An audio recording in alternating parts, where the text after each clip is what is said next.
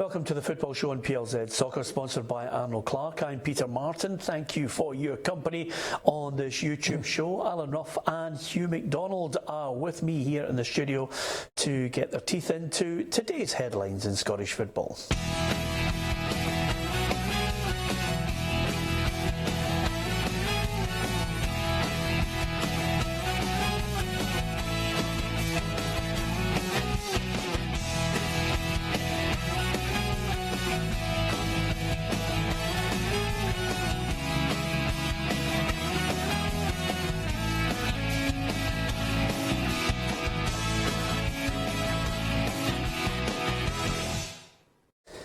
Yet the greatest player of all time is 78 today. It's well worth an argument, and we'll have it later on in the programme. Talking, of course, about Pelly. You might differ with that one. We'll find out. Hearts against Celtic, the first of the League Cup semi-finals. It's a sellout, Ruffy. That's fantastic. I think it'll be a wonderful occasion. We've all given our views on stadiums, this and that, but it is a good stadium when it's full. Might not get the same atmosphere at the other enclosed stadiums, but if that stadium's full at the weekend and you're lucky enough to get a ticket for it, you're in for a treat. Yeah, I like the way you encapsulated everything there, because at the end of the day, Hugh, if it's a 6-goal, 7-goal thriller and the atmosphere is unbelievable, there will be a I told you so on the Monday. But nevertheless, it's great, positive that this one is indeed a sellout, because I think, you know, it's a little bit embarrassing what's happened in the other one. Well, it is embarrassing. I mean, it's embarrassing that I don't buy into this thing, you know, that fans should automatically support a team. Every human being's got a right to spend their money the way they want to. But the way Aberdeen postured on this, I mean, really, and then I'm now coming back and you go, they're roaring, equal tickets, now whispering, can you take some of these back? Can you take these back? So I'm actually surprised, you know, I didn't think they would sell the 27,000 or whatever like that, but I'm surprised at how low it is, you know, when you're talking about 9,000-10,000. That is low. But going back to the Celtic Hearts one, I thought that would definitely be a sellout. Hearts are carrying a big support at the moment, always do, but a very vibrant support at the moment. Celtic would sell out their allocation, obviously, and that's a big match. You know, it's a tremendous match. I mentioned that it's potentially the one of the two where you're thinking there could be the shock. I watched Hearts against Aberdeen. I was at that match. I was impressed by what the Jambos had to offer, certainly first half, Hugh. And Craig Levine's been talking ahead of tonight's game against Dundee, saying, you know, if you have a strong bench, you've got a chance of mounting a title challenge, and he cites the bench that Celtic have at their disposal. Yeah, I think Celtic, obviously, I think Celtic are a better team and a stronger team than Hearts. But what Hearts do well is play the way that can discomfort Celtic. I always say there's two ways to beat Celtic. Be the better team. You know, whether that's PSG, Barcelona, Borussia Mönchengladbach, or you know, whatever. Be the better team, and then you can outpass a passing team, or press like your life depends on it. And Hearts have had success in two significant occasions by pressing Celtic hard, being physical, and they'll look forward to that game. I just think the wind is going out the sails a bit of Hearts, and when you're talking about strong benches, they've really had bad luck through injuries. You know, I think that Piazzu is a big loss, and so is Suter. Particularly when you've got no bearer. Yeah, and over and above that, Ruffy, you're looking at the players that he could get coming back, as well as I think the ability to strengthen in January. I just feel as if, Hibs gave a good account of themselves, slipped up the way Hearts did against Rangers. It just needs, as Craig Beattie mentioned in Barry last night, that 2 or 3 additional players of quality in Hearts, if they could get the players back as well.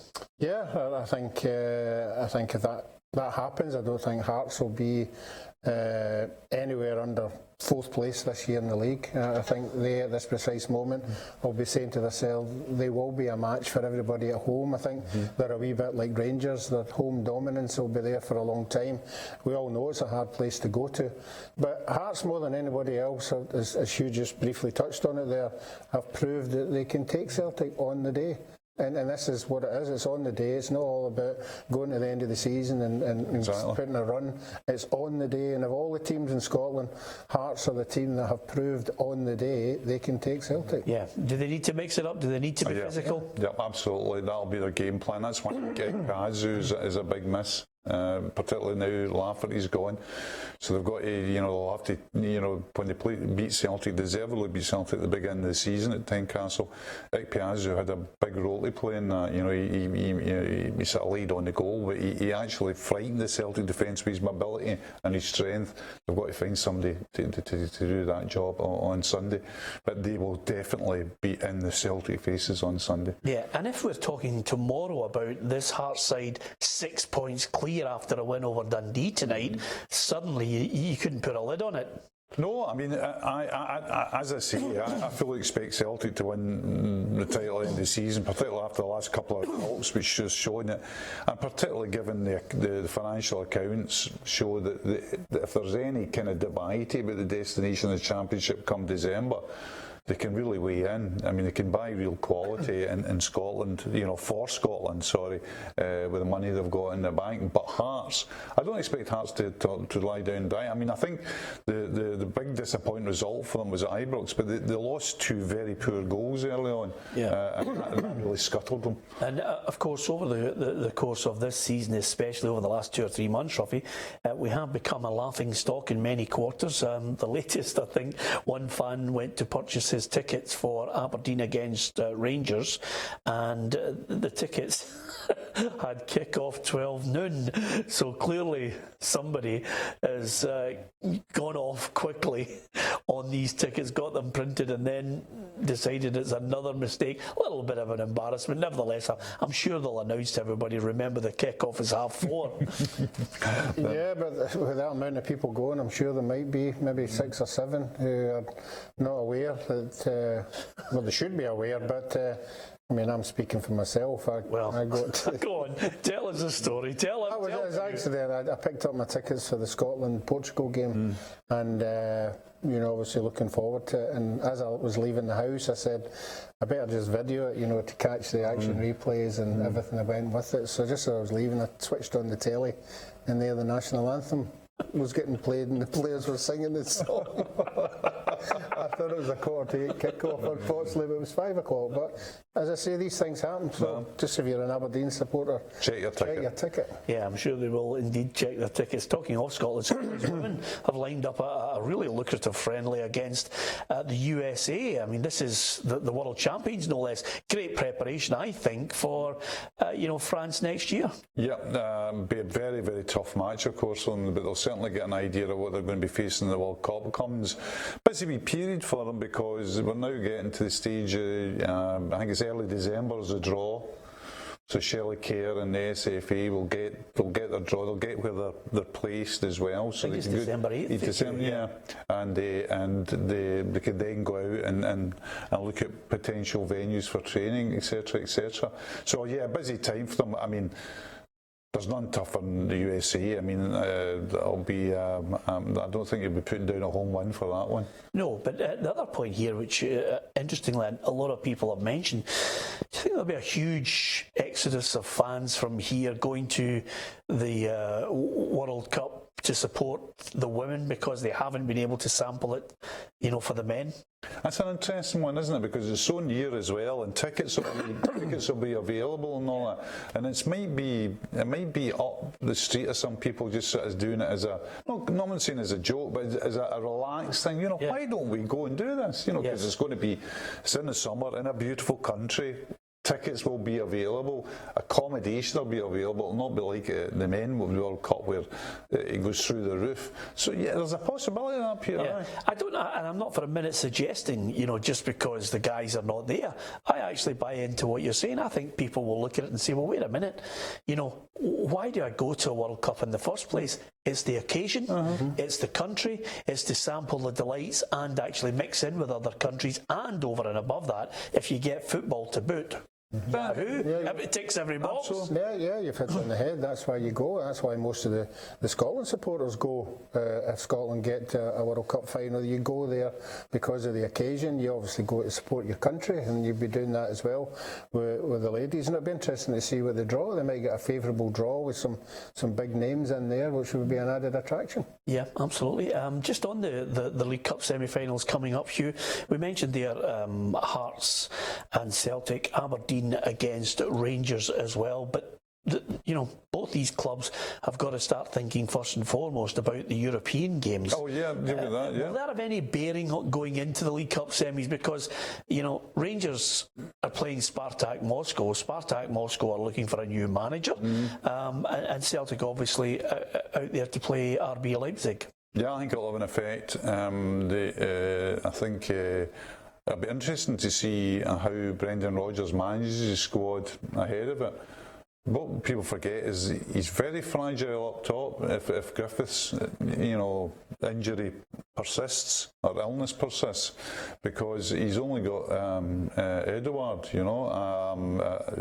so that will be interesting to see if they manage the squad. Otherwise, we know Rogic, for example. I don't think you would be wanting to give. Would you be wanting to give Rogic 2 heavy games in 4 games, particularly for a guy who usually plays 60, 65 minutes? Yeah. That'll be interesting, but he's got questions to play about in his mind. I think it's simpler in many ways for Steven Gerrard, either at home, and B, it's now looking as if they beat Spartak Moscow on Thursday, they're in a fantastic place to qualify from that group. Yeah. It's a real strong position to play. So, the team selections for both games will be interesting. Yeah, I think if Rangers can get the home win, Ruffy, that confidence surge that will get through the team ahead of Hampden at the weekend as well. And sometimes there are moments in the space of a season where you get a week where games suddenly come thick and fast, and they can actually, formulate the mood going into the festive period. This, for me, is a crucial week for Rangers. Yeah, Rangers have proved at home they're excellent. They have a way to win. They don't make it easy, but they're winning. And if they win in this game going into the weekend, they'll be high, because Aberdeen aren't really, they haven't shown us that the Aberdeen of last year that they can grind out results. They haven't done that. So if Rangers were to go along there with their support on a high, I think it'd be very difficult for Aberdeen to win that. Yeah, I fancy Rangers to win in both games. I think it could be a big week for Rangers. I think they can sneak it against Spartak Moscow by a goal. And I just, on the evidence of, if you're not playing great and you beat a poor Hamilton side, let's be honest about it, you still get the win. And then you go into a situation where you're against an Aberdeen side that I just don't see anything from them at the moment, Hugh. Well, Aberdeen very disappointing this season. No real big spark there. I think Rangers will go into the League Cup semi-final as strong favourites, certainly in my eyes. Spartak Moscow one's a really interesting one, because you don't know. They've been really poor. They're 7th, and they lost at home to basically a nondescript side last weekend. So it's no great surprise the manager goes, but you always wonder, was the manager the problem, and will they turn it round, and will they, because that's a big club with a big wage bill. But Rangers in Europe, Rangers have consistently, when there's been a question asked of them, they've consistently answered it. Yeah, okay. You can give us your view on our YouTube channel. You can also give us your thoughts at PLZ Soccer on Twitter. And of course, you can give us your thoughts on Instagram, as well as our Facebook page, facebook.com/PLZ Soccer.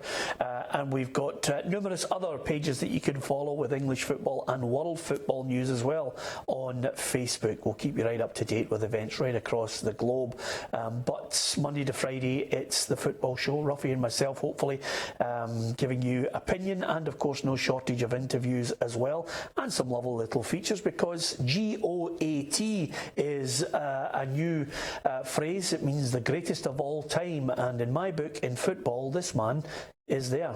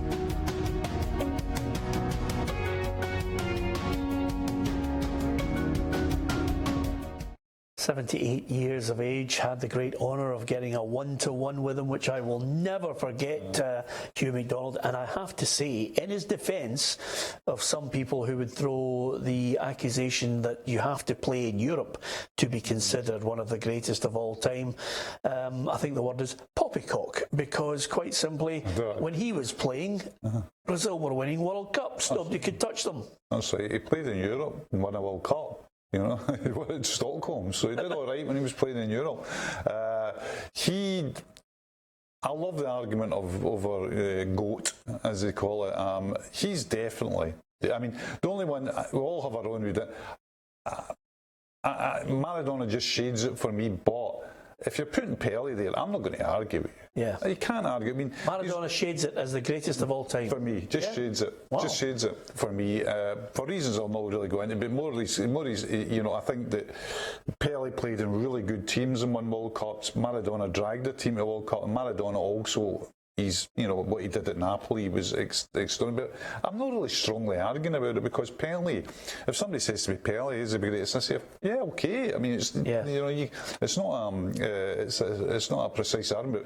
But when you look at that there, that's Pelé was 3 World Cups, and 66 when they had a decent team.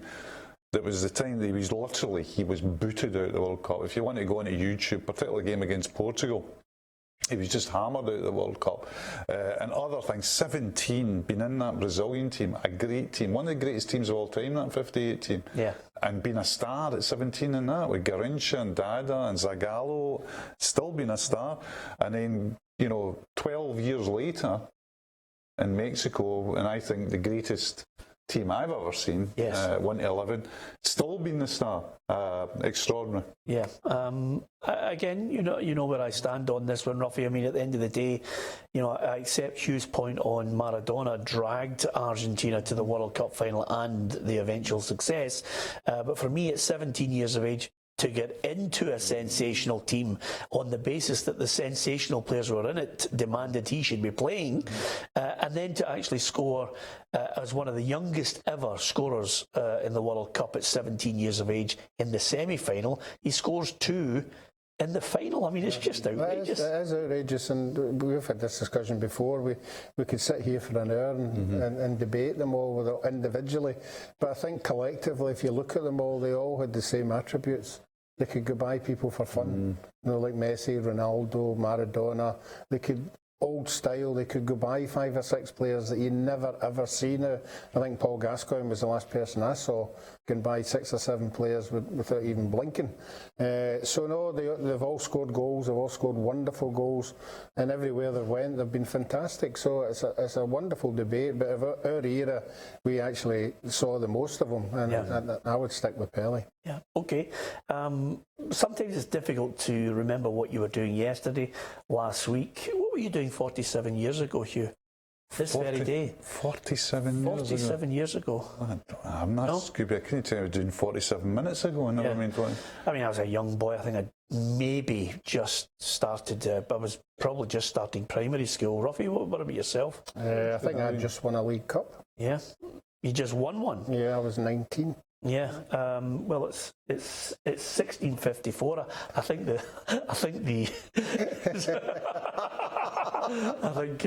he's had a look at the photograph, haven't you? No, did the producer show you the photograph? No, he certainly did not. I should actually have known this, because somebody on Sunday who's in that picture, Ruffy, came up to me and talked to me and said, "Oh, it's 47 years ago," and I said, "Yes, but you're the only forward in the team that didn't score a goal that day, because the other 4, Ali Ray, Bobby Laurie, McQuaid, and Frank Coulson was the one that didn't score." Yeah. Oh, Frank scored. No. Did he? No. Johnny Gibson. McQuaid, Bowen, Ray, and Laurie, no? No? Me, Bobby. I think. Come on, you were there. You were at the game. You had the game caller. Bobby Laurie, Jimmy Bowen, Dennis McQuaid. Aye, so Frank Coulson didn't score. Did Gibson not score? No, he was sub. 12th man. Right, okay. I was there that day. Yeah? Yeah. Not in the Thistle end. You wouldn't think Ruffy was there, would you? Not in the Thistle end, I hasten to add. But, and that was a good Celtic team. So that was a year after Celtic got to a European Cup final. Yeah. And Thistle deserved it. Yeah. Absolutely deserved it. Did Bobby Murdoch play in that European Cup final? Obviously, aye. Yeah, I thought he might have. Let's move on to the Champions League because, of course, tonight's special night for Ronaldo. He'll be back there at Old Trafford for Juventus' journey there. Some special games to look to. That one would be great if you had a ticket for it. And there it is, Manchester United against Juventus. Elsewhere, Man City against Shakhtar Donetsk. There's an interesting comment coming from, in fact, somebody mentioned to me today, who do you think could win the Champions League this year? Because I just don't see Real Madrid doing it. I don't think they've got the goal scorers this season. They're very poor at the moment. The manager's under real pressure. Barcelona will be there a bit about. You always got to say PSG must get their act together with the money behind them. Yeah. Isn't it amazing that Guardiola said that he doesn't get a sense from the Man City fans that, you've got to win the Champions League? I thought that would have been a necessity with him as manager. Absolutely, I think it is a necessity. I think that's why they pay them. I'm sure that's why the owners are not paying him and that squad the money they're paying. I'm not saying just to win the EPL, but to win the EPL. They want to be a Champions League winning club. They've got the firepower to do it. It's just that, again, when you're talking about goats as in Pele and all that, Guardiola gets a fantastic reputation as a coach, quite rightly so. But he's had a huge hiccup in the Champions League with Bayern Munich and with Manchester City. Yeah. He hasn't done it, frankly, with both. So I think he's maybe kind of supping a wee bit of the pressure out of that on him because he has a squad and he has a budget that should be winning Champions Leagues. But to be fair, if the owners are even contemplating looking elsewhere, they need their head. Look, the football Man City are playing is just unbelievable. And of the games on the Wednesday, Hugh, I think there's only one game. Well, maybe, obviously my swaying towards Liverpool, I would look towards Liverpool, Red Star Belgrade. But if you're a real neutral, you're looking there and you're thinking, surely it's Barcelona against Inter Milan. Would you agree? No, I'm going Borussia Dortmund versus Atletico Madrid. You see, that's his favourite European team. For the reason that I'm going to the reverse fixture. You are? I'm going to go to the new stadium, the Wanda Stadium. My son and I are going to go on what has been dubbed a trip called Wanda. Yeah, that's the name of the stadium. So we're going to go in a fortnight and watch that. But I agree with you. Liverpool are really fascinating at the moment. I think really fascinating. I think. Klopp's style is suited to Europe as well. So could they get into that argument? I'll tell you one thing, worst Liverpool teams have won a European Cup. Yeah, absolutely, but always nice when they get there. You can give us your views. Who do you think is going to win the Champions League? 47 years ago, Ruffy was picking up the League Cup. Oh, how time has flown, but it's great to have him here with us in the studio. Thanks to Hugh McDonald, from myself, Peter Martin. Thanks for watching.